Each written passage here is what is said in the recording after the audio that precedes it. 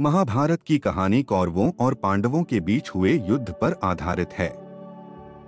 महाभारत में द्रौपदी के साथ जितना अन्याय होता दिखता है, उतना अन्याय इस महाकथा में किसी अन्य स्त्री के साथ नहीं हुआ। द्रौपदी संपूर्ण नारी थी और शायद द्रौपदी भारतीय पौराणिक इतिहास की प्रथम और अंतिम महिला थी जिसके 5 पति थे और जो 5 पुरुषों के साथ रमण करती थी। लेकिन क्या कभी आपने सोचा है कि 5 पुरुषों से विवाह करने के बाद उसने सभी पांडवों के साथ सुहागरात कैसे मनाई होगी, या वह 5 पांडव को कन्या रूप में कैसे मिली? आज के इस वीडियो में हम आपको इसी के बारे में जानकारी देंगे, तो वीडियो में अंत तक बने रहे। तो स्वागत है दोस्तों आप सभी का हमारे YouTube चैनल पर। मित्रों, द्रौपदी महाभारत की वो पात्र है जिसके अपमान के कारण ही इतिहास का सबसे भयंकर रक्तरंजित युद्ध हुआ। महाभारत में द्रौपदी का चरित्र जितना अनोखा है, उसके जन्म की कथा भी उतनी ही चमत्कारिक है। द्रौपदी राजा द्रुपद की पुत्री थी जिसका जन्म यज्ञ की अग्नि से हुआ था। इससे जुड़ी कथा भी बड़ी ही रोचक है। कथा के अनुसार राजा द्रुपद और कौरव और पांडव के गुरु द्रोणाचार्य एक समय में बहुत ही अच्छा मित्र हुआ करते थे। बचपन में द्रुपद ने द्रोणाचार्य को यह वचन दे रखा था कि जब वह राजा बनेंगे तो अपना आधा राज्य अपने मित्र द्रोण को दे देंगे। परंतु राजा बनने के बाद द्रुपद द्रोणाचार्य को आधा राज्य देने से मना कर दिया और अपने राजसभा से अपमानित कर निकाल दिया। द्रुपद के हाथों अपमानित होने के बाद द्रोण भटकते भटकते हस्तिनापुर पहुंचे, जहां भीष्म पितामह ने द्रोणाचार्य को हस्तिनापुर के राजकुमारों को शिक्षा देने का कार्य सौंपा। तत्पश्चात द्रोण कौरवों और पांडवों को अस्त्र शस्त्र की शिक्षा देने लगे। यूं ही समय बीतता गया और जब कौरवों और पांडवों की शिक्षा पूर्ण हो गई, तब गुरु द्रोणाचार्य ने उनसे गुरु दक्षिणा के रूप में पांचाल देश मांगा। गुरु के आदेश पाते ही पहले कौरवों ने पांचाल देश पर आक्रमण किया, लेकिन उन्हें द्रुपद के हाथों पराजित होना पड़ा। फिर पांडवों ने पांचाल देश पर आक्रमण कर राजा द्रुपद को बंदी बना अपने गुरु के समक्ष ले आए। तब गुरु द्रोणाचार्य ने जीते हुए पांचाल देश का आधा भाग राजा द्रुपद को दे दिया तथा शेष आधे राज्य का राजा अपने पुत्र अश्वत्थामा को बनाया। इधर द्रोणाचार्य से अपमानित होने के बाद राजा द्रुपद प्रतिशोध की अग्नि में जलने लगे और एक ऐसा पुत्र प्राप्त करने की कामना करने लगे जो उनके शत्रु द्रोण का वध कर सके। इसके लिए उन्होंने एक ऋषि के कहने पर पुत्र प्राप्ति यज्ञ शुरू कर दिया और इसी यज्ञ की अग्नि से पुत्र धृष्टद्युम्न के साथ साथ एक पुत्री द्रौपदी भी प्रकट हुई। यही कारण था कि द्रौपदी को याज्ञसेनी के नाम से भी जाना जाता है। दिव्य द्रौपदी एक युवती के रूप में हवन कुंड से प्रकट हुई थी, इसलिए कुछ समय पश्चात राजा द्रुपद ने अपनी पुत्री के लिए स्वयंवर का आयोजन किया। अपनी पुत्री के स्वयंवर के लिए राजा द्रुपद ने सभी राज्यों के राजाओं को आमंत्रित किया। उधर जब द्रौपदी के स्वयंवर की घोषणा हुई, तब माता कुंती सहित 5 पांडव लाक्षागृह कांड के बाद ब्राह्मण के वेश में वन में रहते थे। जब इस बात की उन्हें सूचना मिली कि द्रौपदी का स्वयंवर हो रहा है और वहां श्री कृष्ण भी आएंगे, तो 5 पांडव उनकी दर्शन की अभिलाषा लिए पांचाल देश की ओर निकल पड़े और स्वयंवर के दिन पांचाल जा पहुंचे। उधर स्वयंवर में शर्त के रूप में राजा द्रुपद ने एक यंत्र में बड़ी सी मछली को रखा जो घूम रही थी। शर्त के अनुसार उस घूमती हुई मछली की आंख में नीचे तैलपात्र में उसकी परछाई को देखकर तीर मारना था।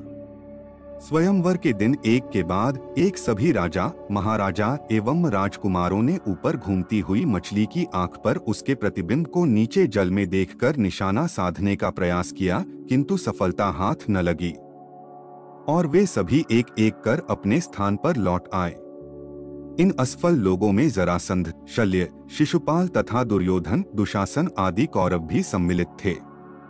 कौरवों के असफल होने पर ब्राह्मण के वेश में स्वयंवर सभा में उपस्थित अर्जुन ने तैलपात्र में मछली की परछाई को देखते हुए एक ही बाण से मछली की आंख भेद डाली। इसके तुरंत बाद द्रौपदी ने आगे बढ़कर अर्जुन के गले में वरमाला डाल दी। उधर राजा द्रुपद को यह चिंता सता रही थी कि आज बेटी का स्वयंवर उनकी इच्छा के अनुरूप नहीं हो पाया। राजा द्रुपद की इच्छा थी कि उनकी पुत्री का विवाह एक पराक्रमी राजकुमार के साथ हो, लेकिन वे यह नहीं जानते थे कि ब्राह्मण वेश में यह पांडु पुत्र अर्जुन ही है। स्वयंवर के बाद पांचों पांडव द्रौपदी के साथ माता कुंती के पास जाने के लिए वन की ओर निकल पड़े। कुछ समय बाद पांचों पांडव द्रौपदी सहित वन में स्थित अपने कुटिया के द्वार पर पहुंचे। वहां पहुंचकर अर्जुन ने बाहर से ही माता कुंती को आवाज लगाई और कहा कि माता देखो, आज हम लोग भिक्षा में क्या लाए हैं। चूंकि उस समय उनकी माता कुंती कुटिया के अंदर भोजन बना रही थी, इसलिए उन्होंने बिना देखे ही यह कह दिया कि भिक्षा में जो कुछ भी लाए हो उसे आपस में बराबर बांट लो। सभी भाई माता की हर बात को आदेश की तरह मानते थे, इसलिए वे सभी उनकी बात सुनकर चुप हो गए। बाद में जब कुंती ने बाहर आकर द्रौपदी को देखा तो वह आश्चर्यचकित रह गई। फिर उसने युधिष्ठिर से बोला, तुम ऐसा करो कि मेरा वचन भी रह जाए और कुछ गलत भी ना हो। लेकिन धर्मराज युधिष्ठिर भी कोई रास्ता न निकाल सके। अंत में यह फैसला किया गया कि पांचों भाई द्रौपदी से ही शादी करेंगे। इधर जब इस घटना का पता राजा द्रुपद को लगा तो वो भी परेशान हो गए और उन्होंने अपनी सभा में बैठे भगवान श्री कृष्ण और महर्षि व्यास जी से कहा कि धर्म के अनुसार किसी स्त्री का 5 पति कैसे हो सकता है। तब महर्षि व्यास ने राजा द्रुपद को बताया कि द्रौपदी को उसके पूर्वजन्म में भगवान शिव ने ऐसा ही वरदान दिया था। भगवान शिव के उसी वरदान के कारण यह समस्या उत्पन्न हुई है और भगवान शिव की बात अन्यथा कैसे हो सकती है। इस तरह महर्षि व्यास के समझाने पर राजा द्रुपद अपनी बेटी द्रौपदी का पांचों पांडवों के साथ विवाह करने को राजी हो गए। इसके बाद सबसे पहले द्रौपदी का विवाह पांडवों में ज्येष्ठ युधिष्ठिर के साथ हुआ और उस रात द्रौपदी ने युधिष्ठिर के साथ अपना पत्नी धर्म निभाया।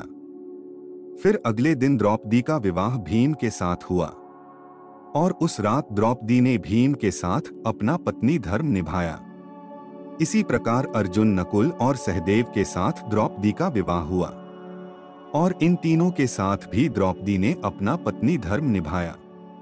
यहाँ सोचने की बात यह है कि एक पति के साथ पत्नी धर्म निभाने के बाद द्रौपदी ने अपने दूसरे पतियों के साथ अपना पत्नी धर्म कैसे निभाया होगा। तो आपको बता दें कि इसके पीछे भी भगवान शिव का ही वरदान था, क्योंकि जब भगवान शिव ने द्रौपदी को 5 पति प्राप्त होने का वरदान दिया था, तब उन्होंने द्रौपदी को साथ में ये वरदान भी दिया था कि वह प्रतिदिन कन्या भाव को प्राप्त हो जाया करेगी। इसलिए द्रौपदी अपने 5 पतियों को कन्या भाव में ही प्राप्त हुई थी। परंतु संतान प्राप्ति हेतु भगवान श्री कृष्ण ने यह सुझाव दिया कि प्रतिवर्ष द्रौपदी एक ही पांडव के साथ अपना समय व्यतीत करेगी और जिस समय द्रौपदी अपने कक्ष में किसी एक पांडव के साथ अपना समय व्यतीत कर रही होगी, तब उनके कक्ष में कोई दूसरा पांडव प्रवेश नहीं करेगा। तो मित्रों, आप लोगों को यह जानकारी कैसा लगा, हमें कमेंट बॉक्स में जरूर बताएं और वीडियो को लाइक करें और चैनल को सब्सक्राइब जरूर करें। धन्यवाद।